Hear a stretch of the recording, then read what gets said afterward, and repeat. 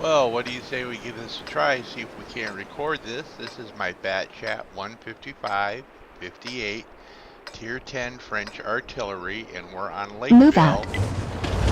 And I'm going over to support the valley. Traditionally, most tanks push into town.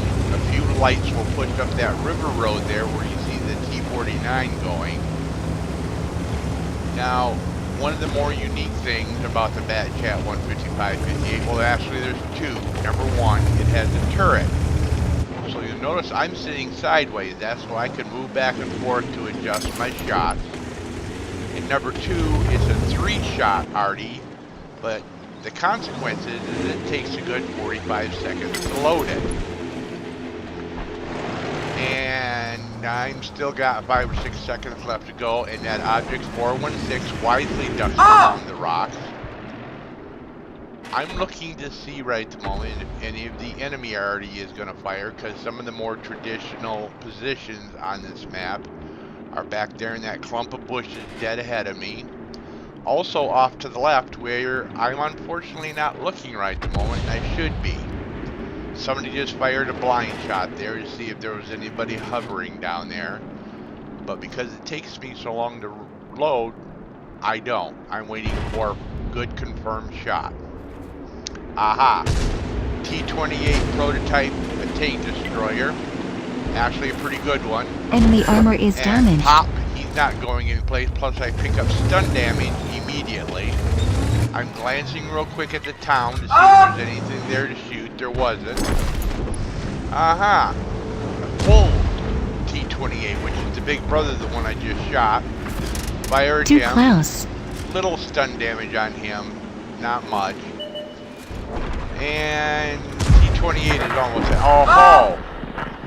One of the enemy artilleries, and he's just sitting there. Enemy destroyed. Bang. So sad, too bad. Back to the garage. Now I back up a little bit so that I won't be easily hit by any counter-battered fire from that T-92 on the enemy team. That would be a bad thing. And right here I notice, whoops, where two of our tanks are pushing way too hard to get into the enemy cap. Way too hard. This early. It's only 4-2. While we're ahead, we're not ahead that much. Centurion 7/1. Very dangerous tank. And then here comes their T-49 light tank. Very dangerous. He has a 152mm cannon in there, and he takes out our first tank. And then our second tank down there, the T-10, gets swarmed, and he's dead. And all of a sudden I'm like, oh dear. I'm about to get flooded down here. And for some reason, the other artillery on my team has advanced way out of position. I knew better. Enemy armor is damaged. Now, I hit that Centurion 7-1 there. That's going to turn out to be important here in a moment. Okay, now the T-49 is up there. Now he's spotting for his team. And he kills the artillery that he can see. Smart move. Artillery can do a lot of damage. And I still have one shell left, and I'm afraid we're about to get flooded here. And if you look at the minimap, it looks like the lights are running away. And then, good Lord bless them, they don't. The T-49 is actually just circling around to get round behind. That AMX 1390 and the T-49 are going to swing this entire valley fight. And there's a Jag Tiger coming up too, but a Jag Tiger is notoriously slow. Plus our town team is just stomping them. That T-49 is coming up again. He's leading the charge.